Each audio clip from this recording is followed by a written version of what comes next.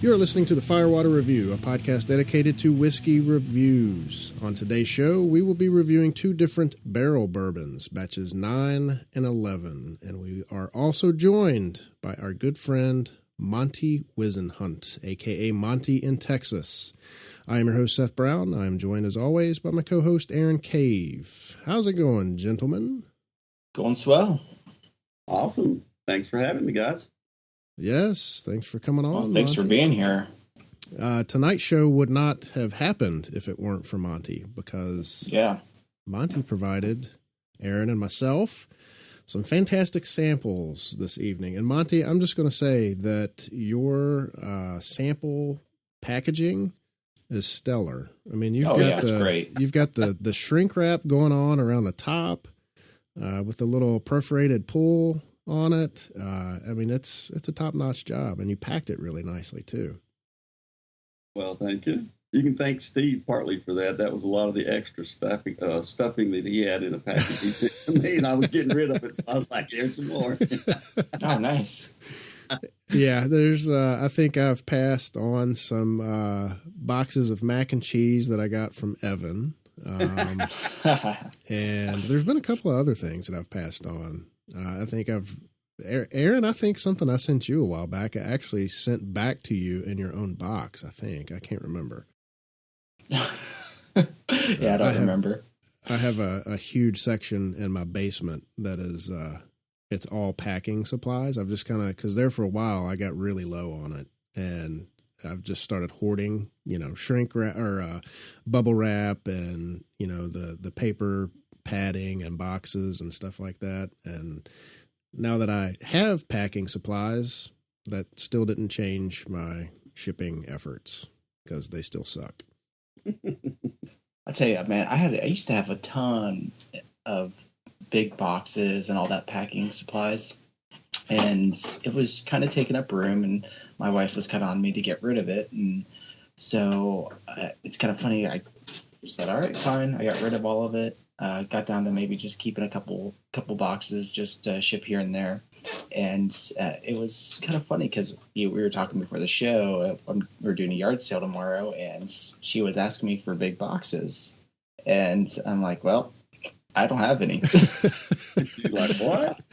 Someone maybe get rid of them all. So, but yeah, it was kind of funny. I'm not going to name names, but. Yeah, But I do keep a few here and there because I do, try to get stuff out pretty regularly. Well, I have good intentions of getting stuff out regularly, but I don't. But no, Monty, you did great with these. I very much appreciate you sending these and appreciate you coming on too. And as some listeners probably know, we are all friends on Instagram, and that's where we all met. And I think you've been on a couple of the other ABV shows, Bourbon Daily, and well, now this one. So I guess two at least. Oh, you have made an unannounced guest appearance on this show before. Yeah, I did. Steve drugged me in on that one. I had absolutely no idea what I was doing. I'd never been on Skype before. He'd wanted me to do one. And he said, go ahead and download Skype and kind of get used to it and everything like that. And I was setting at my computer when all of a sudden it popped up. I had no idea that he was going to do it. It just popped up, and I'm like, hello, what? Then I realized what was going on. You're on a podcast. Yeah, well, tell you the truth, we didn't know he was going to do it either. I know. He ran into us in the middle of the show. And I certainly didn't know I was going to be singing. Because I would not have been here if I had known that. That was a fun episode, for sure. Yeah, it was. So tell the folks that may not know anything about you, just a little bit about yourself and how you got into whiskey, and maybe a little bit about why you chose the samples that you did to send to us. Okay, well, obviously I'm from Texas. I've been here all my life, born and raised here. Married, got a teenage daughter in high school. Got into bourbon probably around late 70s, about late 70s, early 80s when I really started drinking more seriously. Started off with a lot of the things that we take for granted now, like the 10-year-old ancient age was one of my favorites back then. Switched over to Eagle Rare whenever I really started enjoying bourbon. And I drank that for the longest time. And then it started getting difficult to find. They'd sold, Seagram's ended up selling to Buffalo Trace some years later, and then it went away for like a year and a half. Couldn't find it anywhere. Then I kind of switched over to Maker's Mark. But I didn't really start getting serious into bourbon as far as trying a lot of different bourbons and the collector bourbons and the allocated stuff until about 4 years ago. The harder it was getting to find the Eagle Rare, just regular, Eagle Rare, I was having to pick something with similar flavor profiles and stuff like that. Well, that just kind of naturally led to trying different bourbons. Next thing you know, I'm learning about, the different flavor profiles. Everybody's, kind of figured out that I enjoyed higher rye bourbons a little more than I did the lower rye bourbons. So I started gravitating toward Four Roses more. And that was kind of when Rutledge was really in his stride. He is really putting out just amazing stuff, one right after another. And I became a real big Four Roses fan. And that kind of leads up to today. Now, I try to get all the stuff, allocated stuff, try just about everything I can. Kind of burn out a little bit on the crazy chase, but I'm still looking for the same ones everybody else is looking for. But after 150 bottles or so and trying so many bourbons now, it's just kind of, I'm excited about 2 or 3 releases a year, and I really gun for them, and then I'll end up picking, maybe 10 or so up, off and on throughout the year. But yeah, my heyday was a couple of years ago trying to get everything, and I've kind of wore that down a little bit. Yeah, I remember you saying on that show that you and Steve dialed into, the one that Steve dialed you into, that you were asking about the Eagle Rare because there was an episode of the Bourbon Show where I had been sipping on that, and I mean, much like you, if I could find some of that Eagle Rare, I think it was from '79. Eagle Rare 101, which is still back in the Seagram's days. God, that stuff was so good. It was so incredibly good. And I swear it was higher rye back then than it is now. I'm sure the mash bill has changed because you just don't get the rye notes in it like you used to back then. Of course, our memories are all, what they are. I haven't had a bottle of the really good Eagle Rare like that in years.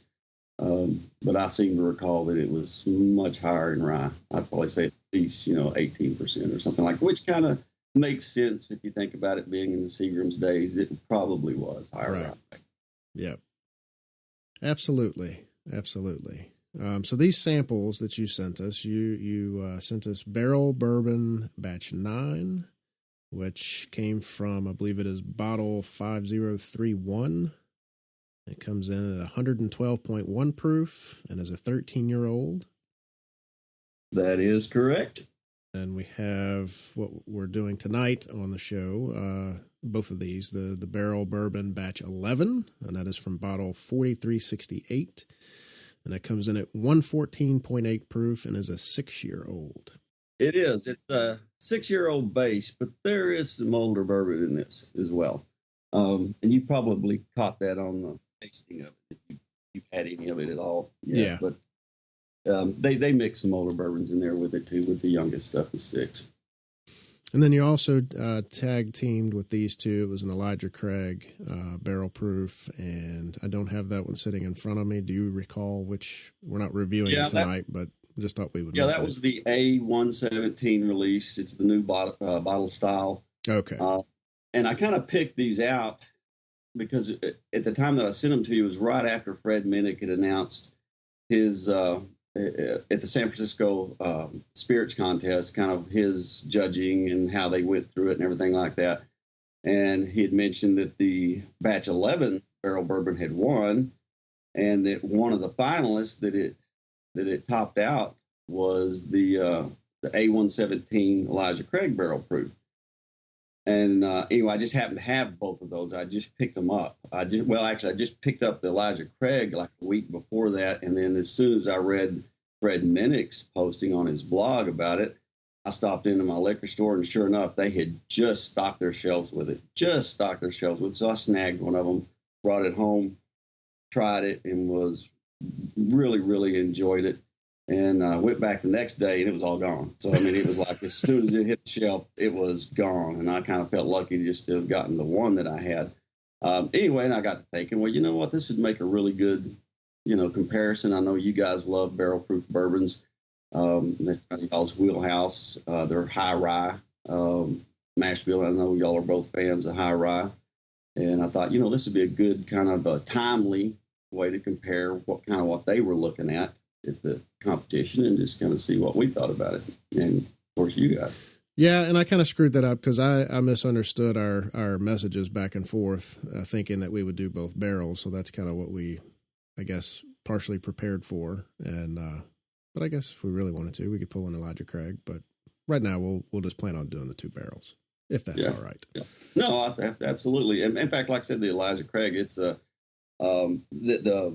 the Barrell Bourbon is the one that actually won, and that's the one that I really wanted you to taste. It's just that I happened to have the other one. I thought, well, hey, I'll throw it in there along with it. And then I thought the 9 kind of made sense to send along with it just because it's the oldest Barrell Bourbon that Joe Beatrice has come out with, kind of going against one of the younger ones that he's come out with, and of course the winner of the challenge. So anyway, yeah. Well, cool. Aaron, do you have any info to share about Barrell Bourbon for us? Yeah, I got a few little notes. So as everyone pretty much has heard, they don't distill. They're non-distillers. They source everything in and blend these batches to come out with different batches they do. This is their 11th release, so it's probably once or twice a year they're coming out with different batches, and all the batches are kind of unique. They're all different. You're never going to have one that's kind of the same. What I thought was really neat about the batch 11 is I was on their site, and they kind of give you a little brief history of like the reasoning behind what they're doing with that batch. And it says batch 11 is a accumulation of a 2-year-long barrel sorting project focused on highlighting the particular rare and bright flavor notes found in only select barrels of bourbon. The base of this blend is 6-year-old barrels, but it contains older barrels as well. So it's like they were searching for a certain, flavor profile when they were blending this batch, which I thought was kind of neat. And so batch 11 is it says it on their site, it's distilled and aged in Tennessee, and then it goes on to say it's crafted and bottled in Kentucky. So I'm guessing crafted means it's probably blended in Kentucky. That's kind of how I take it. And then also the mash bill on this one is kind of neat. Like Monty said, it's definitely a high rye mash bill. It's 70% corn, 25% rye, and 5% malted barley. And like I said, aged to 6 years, but there are some older barrels in that. And the batch number 9 is distilled in Tennessee, and it says it's aged in Tennessee and Kentucky, and then it's crafted and bottled in Kentucky, aged for 13 years. And the mash bill on this is 75% corn, 18% rye, and 7% malted barley. They got a neat operation going on. I've been lucky enough to try a few different ones, and they're really good at what they do. Sourcing in barrels, and most of it's Tennessee whiskey, but I've heard rumors that they do get some from MGP. I don't know if that's true or not, but that's about all I got. How long have they been around? Does anybody know? Just a couple years, maybe 3 or 4 years. It hasn't been too long. Yeah. And then they have other stuff too, don't they? Like they have a rum. Yeah, they do a rum. Yep, they do a rum. And I don't know if they're doing anything else other than rum. And they have their American whiskey, which is like they finish it, or they use used bourbon barrels for it, so they can't say it's a bourbon. So it's just like an American whiskey. I've had a couple of those, and they're pretty decent as well. But like you said, the batch 9 is 13 years. It's 112 proof, and batch 11 is 6 years at 114.8 proof. So they typically run around, what is it, 90-ish? Yeah, $80 to $90. I bought a bottle of batch 1 when they first came out. I think I got it for like 50, 55 or 60. And then after that, it just kept shooting up. And it got to the point where I think I got like the first three releases. And then after that, I was like, this is getting kind of pricey. And it was kind of funny because I was like, well, I like this just as much as I like Bookers, so I'll just keep buying my Bookers. And then, well, now they're about the same price, so whatever. But I think that kind of goes in line with what Monty was saying. You've kind of cut back. Of course, everybody searches for the same bottles. You've got your antique collection, and so many people look for Pappy. I really don't. If I come across any Van Winkle stuff, of course I buy it, but I'm not out actively looking for it. Me personally, there are other things that I prefer more.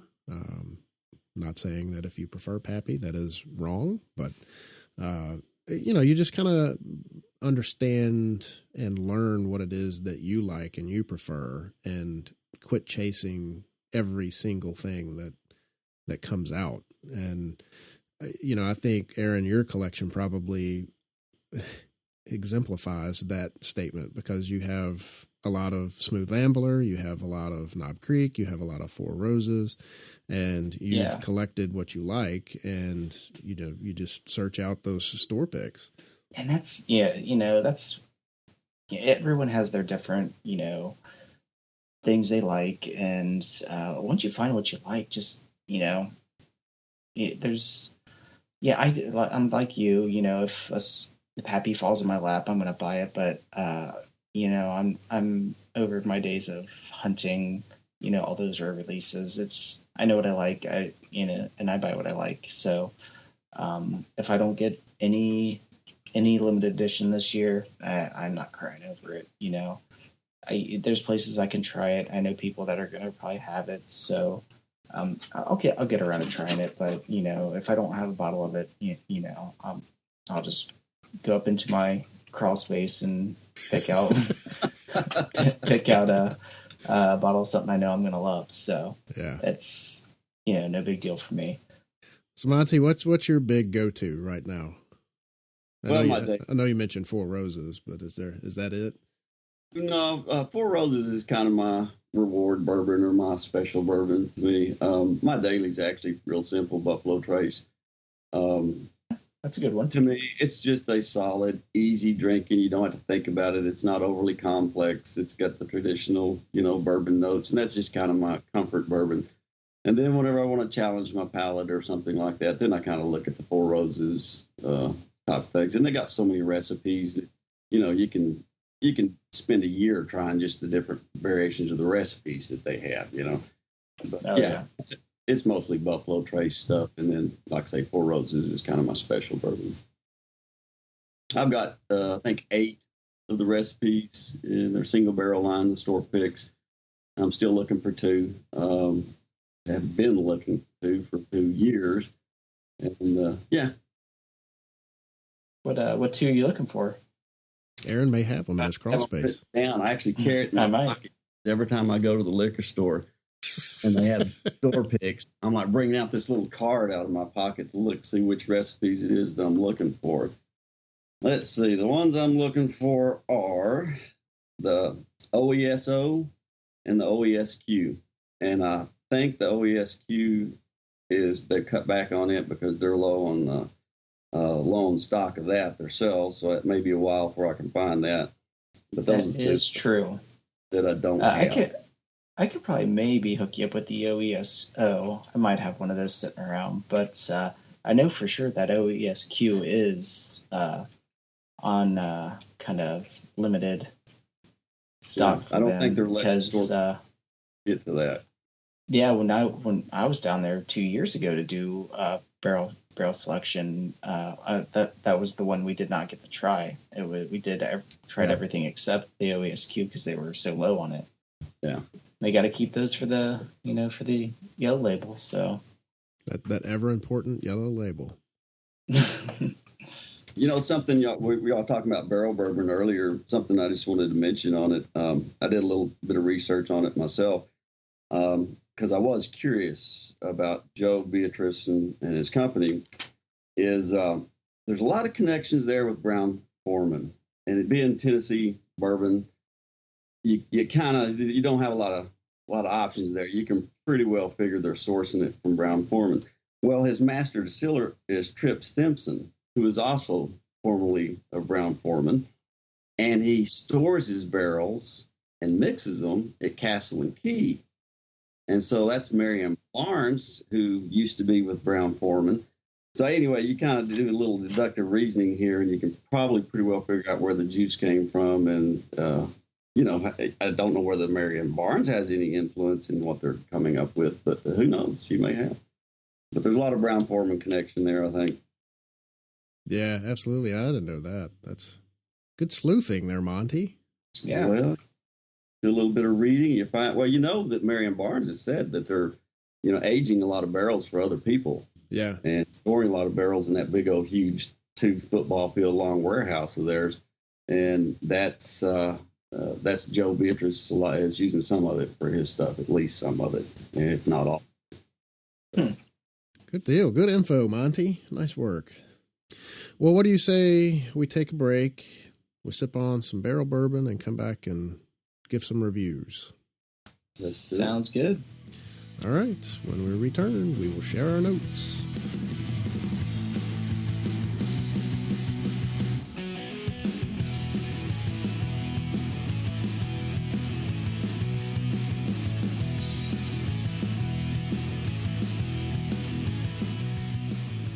Welcome back, everybody. In our little break, we've been sipping on Barrell Bourbon batch number 9. And how we're going to do this, we talked during the break, spoke during the break, and decided that we would run through 9 here. Aaron will start off, and then Monty will go, and then I'll bring up the rear as usual on 9. Then we'll take another quick little break, and we'll do batch 11 after that and go through the same order that way. So with that said, Aaron, would you like to kick it off? Yeah. So right off the bat, on the nose, it's heavy on the vanilla for me. A lot of vanilla and caramel in there. Definitely a ton of oak. It really shows its 13-year age statement with the oak. It really kind of pulls through, but I also get a little bit of cinnamon and light cloves kind of float in. It's got a nice little hint of like tobacco, and it really, I don't want to say a pungent leather smell, but it does have a lot of leather to it as well. The thing that stands out for me the most is it has a nice hint of coconut, and that's I get that every once in a while in bourbons, but it's not too often that I get that, and I really enjoy when I get a little bit of coconut. And on the palate, for me, right up front, I get it's sweet, but that oak really does come through. I get brown sugar, a little bit of caramel, almost like a toasted walnut is in there. Definitely get a little bit of toffee. That coconut's kind of pulling through again, and definitely get the leather in there. It's definitely a lot of charred oak, and even a hint of toasted marshmallows, which always surprises me as well. And then on the finish, it's a long finish. It kind of sits with you. I get the toasted marshmallows again, a little bit of cinnamon, and that oak just shines through. I don't want to say it's an oak bomb all the way, but there's a lot of oak to it. But I think the other flavors really actually balance it out pretty well, and I really enjoy it. It's different, and these 2 bourbons are completely different. And I gave this one an 88. I really like it. Yeah, I would agree with that, Monty. Before you get into your review, you mentioned in the break that this one being the oldest of the Barrell Bourbon releases at 13 years, that you really would have liked to have seen it at, like a little bit younger, around 11 years old. And before you get into it, and just based off of what Aaron was saying too, I think I could agree with you, at least anyway. I would be interested in seeing what that was like at that 11 year, just to compare it to a 13 year. Yeah, and it's not a bad oak. And even in my notes, the tannins are there, but they're not overbearing, and there's enough complexity in other areas to kind of balance it out. So I didn't think it was necessarily over oak. I just think it was getting a little bit past its prime, and it was starting to get a little bit too oaky. But a lot of people like oak, and this is definitely a sweet oak. It's not too terribly tannic. There's just some very mild tannins in there that aren't really too distracting. But yeah, some of my notes on the nose are very similar to Aaron's. I get a lot of vanilla and oak on the nose right up front, some brown sugar, and the leather. I do get a little bit of leather creeping in on the nose. I get more of an herbal from the rye. It's not like you get the spices are there, but it's more in the palate. On the nose, I'm getting a really herbally spiciness. It smells very rich, and there's a really nice smoky note on the nose. It's the barrel char, but it's more of a campfire smoke to me. And I get a little bit of cornbread in it. You can definitely smell the grain, the corn on it. And then going into the palate, it's typical brown sugar, cinnamon, some oak, some tannins, but not too distracting. A lot of butteriness. It's a little drying on the palate, but that butterness kind of works around on the lips to kind of keep you wanting to drink more. But it does dry out the palate just a little bit to me. And then again, I'm getting more of that herbal spiciness. Just a hint of dill, not much, but I am getting a little bit of dill on the palate, which I like.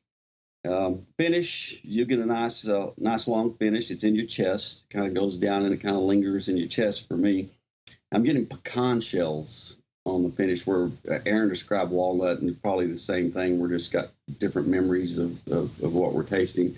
But I do get some pecan shells. It's a little drying. I get some buttered cornbread, and of course the cinnamon. But overall, I'm right there with Aaron. I gave it an 89. I liked it really well.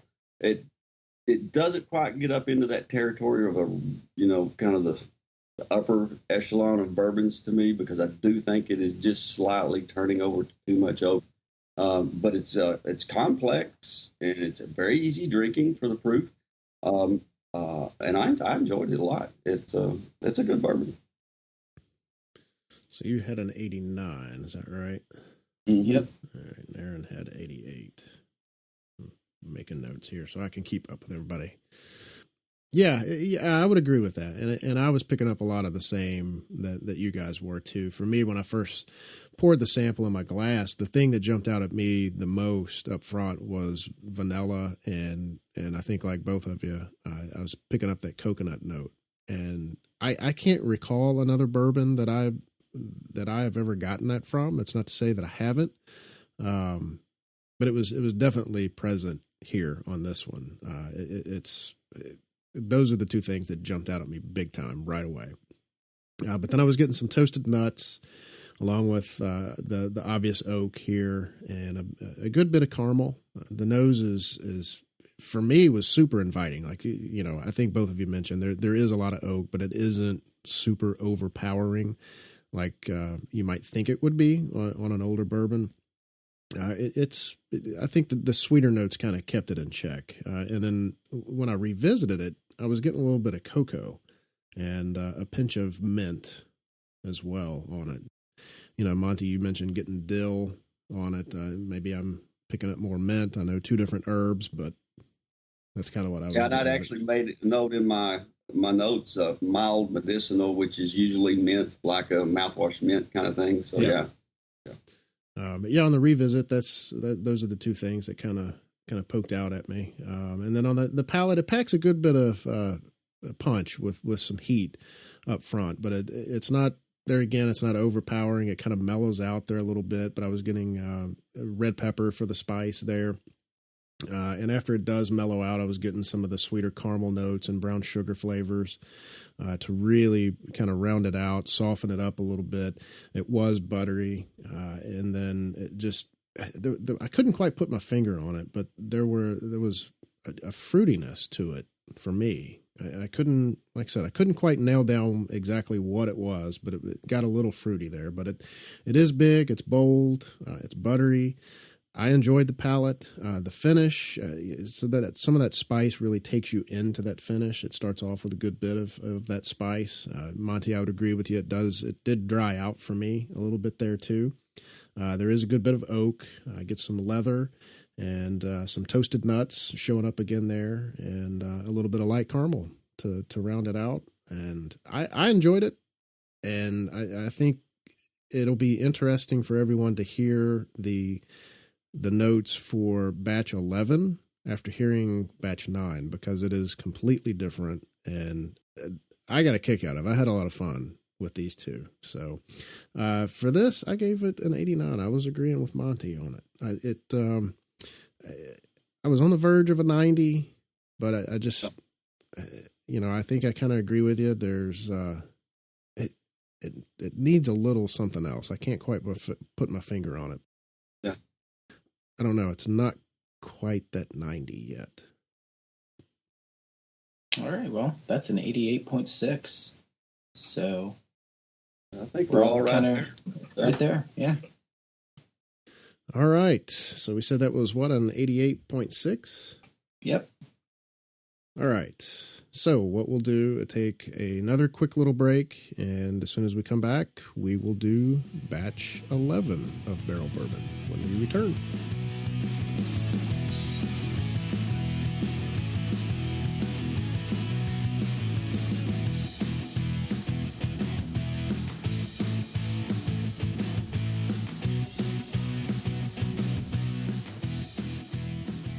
And we're back from I think this is our second break show, I think. It is. Cool. So we're back from our second break. And now we're going to be reviewing Barrell Bourbon Batch 11. And again, this is from bottle 4368. It is 114.8 proof and is a 6-year-old bourbon. And keeping up with the order, we will start off with Aaron again. So, on this one, like you said earlier, completely different. The 9 was kind of just more oak and I don't want to say darker flavors, but this one's just, when you nose it, it's just kind of light and airy. I don't really get much alcohol. It's right up front. It's got sweet corn, honey, a little bit of maybe pears in there, but what I really can pull out of this is cherries. It's got a ton of cherries to it, and there's just a little bit of light cinnamon and nutmeg floating in there, but not a whole lot. It has just enough oak to balance out the sweet corn that I was getting. And just hints of caramel and vanilla kind of float around. It's not too heavy. It's this one's very fruity forward for me. And on the palate, first thing that I get is that rye spice. That peppery rye just pops right up front. In this one, like I mentioned earlier, it's 25% rye, so it really shows there. And then after that spice, you get a great sweetness, and the sweetness that I'm pulling out is maple syrup. It's like maple syrup and a little bit of caramel corn, and then I get that cherry flavor again with hints of citrus. I can't pin down what citrus it is. It's almost like an orange peel, but I'm not 100% on that. You do get a little bit of oak and just hints of leather, but not a ton. And the finish is long. I really like the finish. And what stands out for me on the finish is it's like a honeyed graham cracker. and a little bit of brown sugar and light tobacco and oak. It's the finish for me is phenomenal on this bourbon. I gave this one a 90. Sweet. Literally. Yeah, it's very sweet. It's a good pour. I really like this one. And I'll just say, when you were going through yours, I was definitely getting some different notes on this one. Yeah, I was getting some of the same and some different. Yeah, but I could see where he was going with it real easy through my notes. Yeah. Why don't you hop into your notes there, Mr. Monty? Well, I actually got a real soft nose. Not that it's not flavorful, but it's not overpowering at all. It's really soft and sweet, and I'm getting a lot of cream corn, but it has a vibrancy to it. You definitely, you're smelling some of the youth that's in this mash that they use, these barrels. A little bit of polished oak. It's not a heavy oak. It's more of just a polished type of oak. Cinnamon and nutmeg, but I get some vanilla cake frosting. It's a really light but sweet, well, just like a buttercream frosting or something, vanilla buttercream. And I am getting the citrus on the nose as well, and I've got it down just simply as a citrus peel because I'm like you. I'm trying to decide whether it's an orange or maybe more toward a lemon, type of thing. But I think it's just kind of an orange peel. On the palate, I'm getting a lot of that cream corn there. Again, that's a lot of the youth. It's a very grain forward taste to me on the initial taste. A little bit of leather in it, but a lot of candied red hots. If you've ever had the red hot candies, if you just threw a mouthful in there, you're getting those sweet but also spicy cinnamon going on. I'm getting some banana in it, so a little bit of pepper. And what I thought was really interesting that I don't get on a lot of bourbons is a pie dough. It's like if you rolled out some fresh pie dough, but to make a pie with, and that smell, that kind of a yeasty kind of smell out of the pie dough. There's a little more dill in this one than there was in like batch 9. I'm definitely getting some dill and some herbal kind of spices in it as well. And then on the finish, to me, it's all cinnamon candy. Those red hots come roaring back to me. They get in my gums, and they kind of like tingle you all the way back to the jaw. I'm just getting that really sweet cinnamon red hot candy. Some candied corn, a little bit of that tobacco that Aaron mentioned, and some that citrus starts coming back, that citrus peel, and a little bit of oak. But it's a very, very light oak. I'm not getting nearly like he was with the 13. All in all, I'm kind of getting some notes that are a little bit confusing because I get a lot of that youth and vibrancy of that 6-year-old, but you're getting some leather and some of the more mature notes, which makes me... The first thing I thought of when I first tried this was Old Forester 1920. I'm getting a lot of the same notes in the 1920, which made me curious about whether or not, coming from Tennessee, whether or not this was a Brown Foreman, which I almost knew it was. And it's very similar to me as the 1920, only that cinnamon red hot candies is the star of the show to me. I mean, it's on the finish, it's on the palate, it's on the nose, and it gives you just a really nice tingle all up in your gums and your jaw. I really like this one. I actually scored it a little bit higher. I gave it a 92. Nice. Very nice. Yeah, this I mean, when I poured these things into the glass, I had them next to each other, and I've been keeping the whole night. I've been keeping the sample bottles next to the glass so I don't get them confused. Me too. Yeah. But after I poured them, I mean, they're visibly different. Oh yeah. Yeah. That batch 9 is quite a bit darker than batch 11, but I've still kept the sample bottle next to the glass just in case. But yeah, they're vastly different. And again, I think that's what makes it a lot of fun. So for me, the nose, like I think both of you have said, and I think I've already mentioned, it's much, much sweeter than batch 9. I get a lot more vanilla here. There's not a ton of oak. I expect it to be a little bit more oak, honestly, especially kind of a younger, more fresh cut oak, but I wasn't getting that. I mean, oak is here, but in line with both of what you guys said, it's not quite as much, especially when compared to batch 9. The citrus for me was not necessarily a fresh peel. It was more of a dried orange to me. but there was some citrus notes there for me, and some hints of banana. And I think that lends itself more to the, Monty, as you've said, the Brown-Forman, the Jack Daniels, a lot of times will have bananas in it. Kind of makes me wonder if that's where some of this distillate has come from.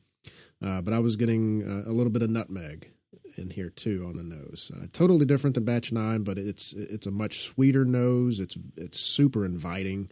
It just, honestly, I couldn't wait to take a drink after nosing it a few times.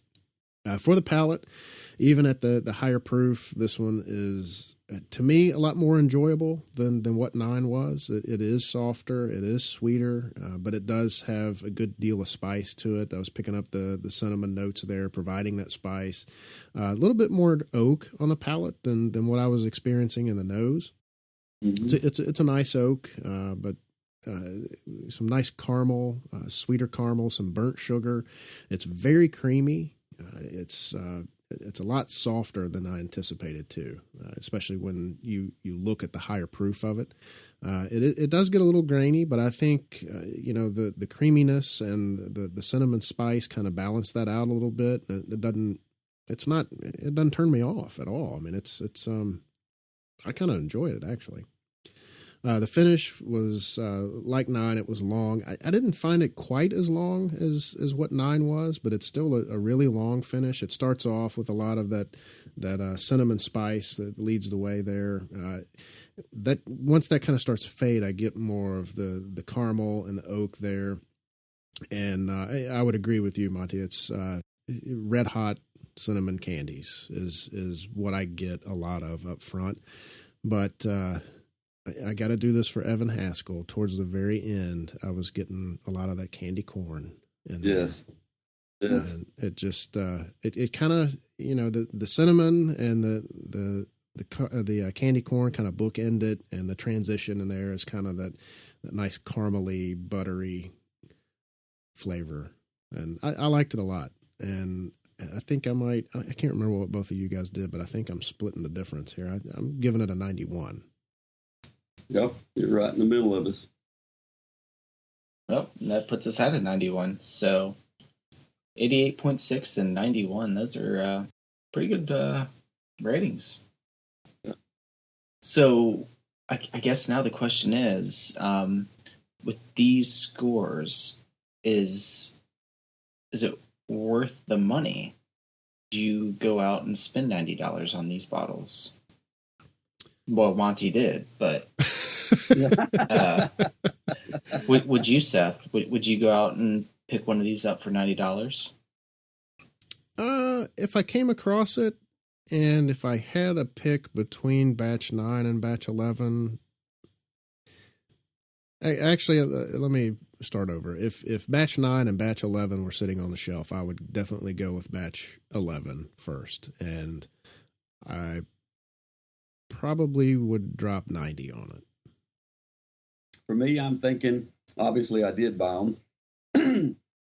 What comes to my mind is that since I've had the Elijah Craig, the A117, and I'm comparing this Batch 11, which won the award and everything like that, I'm not sure. I mean, that Elijah Craig is really, really good. It is really, really good. But yeah, it's worth $80. I mean, it is. It's got a really nice creamy mouthfeel. It's different than a lot of bourbons, but if somebody couldn't find it and they wanted something as close to it, I think the Brown-Forman's the 1920, the Prohibition bourbon, is pretty doggone close at $50. You don't get quite the cinnamon, red hot candy kind of notes and everything like that, but you're getting a lot of these notes in here. I'm almost convinced this is similar distillate, as the 1920. Yeah, I wouldn't doubt if it were. Now, Monty, let me ask you this: would you ever do a mixture, a vat of Batch 9 and Batch 11, just to see how it turned out? Oh, I definitely would. Oh yeah, oh absolutely. In fact, I think that's what they tried to do on this. Whenever, you read about that they've actually put some older bourbons in it. I think they were trying to marry some older stuff with this younger stuff, get a little bit of youth and vibrancy along with the depth of the older one. That pie dough was what really blew me away on this one, is that really chewy, doughy pie dough on the palate. I don't get that very often in bourbons. It really makes for a nice mouthfeel. Yeah. I think that's what they were going for on here, and I think you did a really good job. I mean, this is a very complete bourbon. I can see it being real competitive in these things these contests that they do, these tastings and stuff. So I can't say that they were wrong. I think from my palate, I think the Elijah Craig nudged it out just a little bit, but I could certainly see this one winning. I mean, yeah. Well, maybe we should have you back on to do the Elijah Craig then. Well, I think y'all should taste it. Y'all just, taste it, see what you think. You two do it and do a show on it or something like that, with just you two guys taste it and see what you think. But it's it's different, definitely a whole different animal. It is a different animal. So what about you, Aaron? Would you buy it? If I was walking through a store and I saw it sitting on the shelf, I would probably spring for it and pick it up, tasting it, knowing that I really enjoy it. I'd pick up one bottle of it, but I wouldn't be able to get it here in Ohio. So it comes down to going to Kentucky and seeing if I could find it. And if that were the case and I was walking through the store and I saw it, and then I saw 2 Knob Creek single barrel picks sitting next to it, I would probably grab those. So it really, it's really a hard choice for me, because it's like, yeah, it's a really good pour at $90, but it's $90. There's a lot of really good pours out there for a lot less. So it's if it was sitting there by itself, I'd probably grab it. But if there was something lingering close by, like the Prohibition style Old Forester or some barrel picks, it would be a really hard choice for me. Because when you think about it, it's like, well, you can get 2 bottles of this for this price of this, and it's it's but I would spring for it if it was just sitting there by itself and nothing around it and nothing notable around it. I would probably pick it up. But and we talked about this on the break. I don't really know the amount of bottles per batch, but Monty, you mentioned that they're pretty small batches. So yeah, I don't know exactly how many, but I would be surprised if it was over 6,000. Most of the ones I'm seeing, bottle numbers and stuff like that are in the 3s and the 4s and under. I have not seen one over 5,000 yet. But I know that Fred Minnick had mentioned in his talk about it that they only did something like, I want to say 6,000 to 9,000 cases a year, that's all of them. That's all they're releasing, which is 2 or 3 months. So yeah, that's not a lot. That is not a lot. Yeah, when you see them on the shelf, granted, most people don't see them on the shelves, but when I have seen them on the shelves, it's typically only 1 to 2 bottles. It's not like people are getting cases of these things. Yeah. And I don't think they're in every state like a lot of bourbons are. I just don't think they have enough to go around. I know Texas gets quite a bit of it, and I'm sure Kentucky gets quite a bit of it and that sort of thing. But I bet they're not even available in a lot of states right now. But you said that you didn't get them in Ohio, did you, Aaron? No, they're not here. But Ohio's a crap state for liquor, so they pick and choose what they want to put on the shelves. So it's not. It's not in the state at all. And it probably won't ever be. Monty, I think y'all get quite a bit of everything, don't you? Well, we do. And it kind of makes sense, really. Yeah, Texas is a big Canadian whiskey state. I think we get more Canadian whiskey than any state in the United States. And I can remember even back when I was a kid, Canadian whiskey was a big deal. I mean, it's always been a big Canadian whiskey state. And for the life of me, I cannot understand why. As a kid growing up, to me, I can drink a Canadian whiskey and it's like vodka, barrel finished vodka, almost with a few exceptions, But yeah, Texas is big on Canadian whiskey, but we get up more than our fair share, I would say. Yeah. I know for a long time, when people were starting to figure out about Weller 12 and antique and all that, I would see people in the Facebook groups, Texas, has all the Weller 12, and that, people were going out there for business and coming home with cases upon cases of it and, selling it, not at a huge markup, but they were selling it. You would not believe how many private messages I get for Weller 12. Oh, really? And, I'd love to help everybody out and everything like that, but, I generally don't ship full bottles, Yeah. I might on a special occasion or something like that, but, that everybody PMs me for, Weller 12, because they hear there's a lot of it in Texas. And there is, but it's just like any other state. I think the releases are like once or twice a year. And when we get it, we'll get cases of it, and they'll use the cases, to display other stuff on top of them, But it doesn't take but about 2 weeks for it to get wiped out. It's just, we do get a lot of it. It's not like you have an endless supply of it. Yes, it's just like everybody else. You're getting it a couple of times a year, and when you do, you get a lot of it, but it goes just as fast, You get a lot of it because you're a bigger state. Yeah. And, everything's bigger in Texas. I know. Yeah. Mosquitoes are. Jumbo jets. Yeah. Oh, cool. Well, Monty, I appreciate you coming on, buddy. It was a lot of fun, and I think I speak for both Aaron and myself. Thank you so much for sending these samples. It was. Oh yeah, for sure. It was. Thank you guys for having me. I like I said, I was really excited to see y'all taste it, because whenever I tasted batch 11, and I will say one thing before we go on this batch 11, I'm down to about half a bottle. And it has changed quite a bit, and just from the first few pours down to the half bottle. So has it changed for the better? No, I don't think so. I think it has actually lost a little bit as it's come down, and I think that's the youth in the bourbon that it's losing. As it loses its proof and loses its, whatever you lose whenever, as the bottle goes down, you're getting less of that red hot candies. When I first opened it, it was an explosion of red hot candies. As it's coming down in the bottle, you're getting more herbal notes and less of those sweet cinnamon candy type of notes. So it's interesting. I'm going to be real curious to see how this one goes. But for whatever reason, it seems to be deteriorating faster than normal for a bourbon. And I swear, I know this sounds weird, but I swear that's the same thing with 1920. It's the same thing I get with it. As that bottle goes down, it loses a lot of its depth and flavor.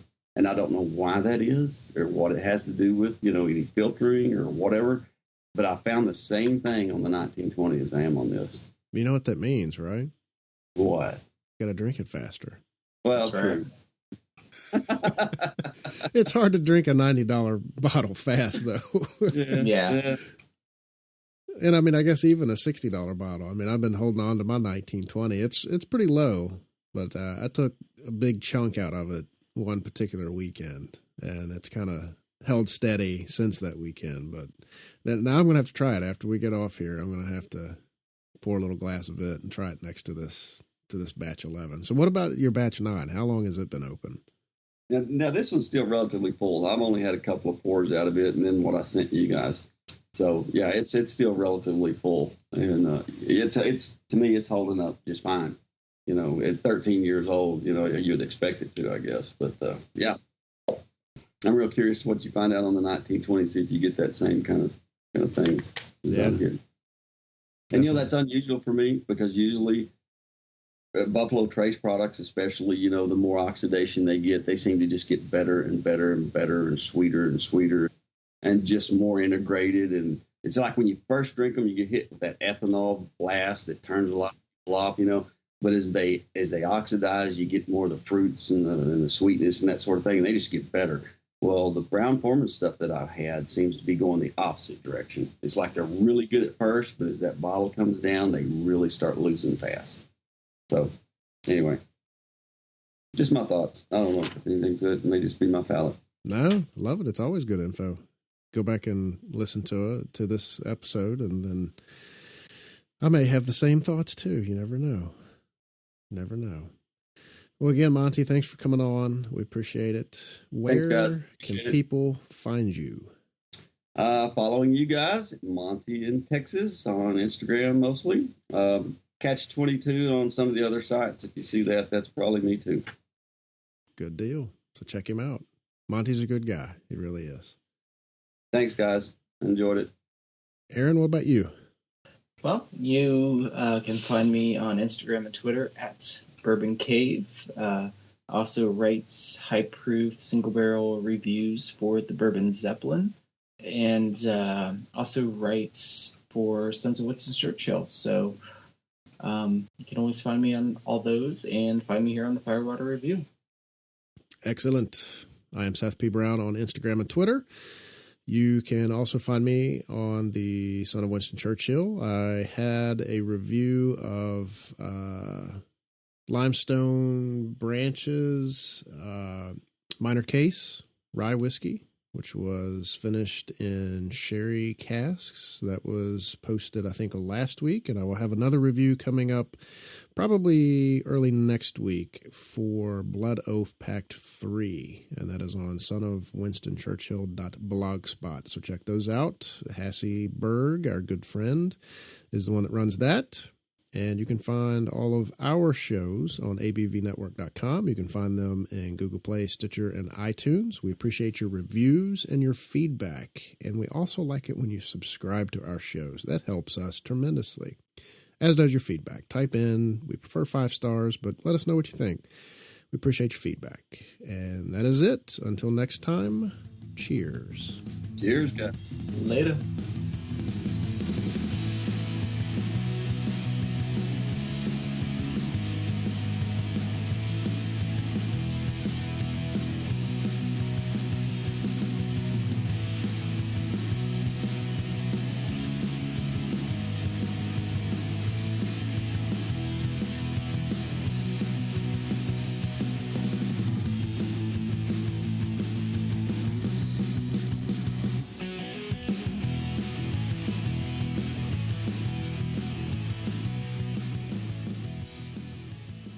The Firewater Review is part of the ABV Network. For more information or to become a sponsor, please visit abvnetwork.com. Thanks for listening, and cheers.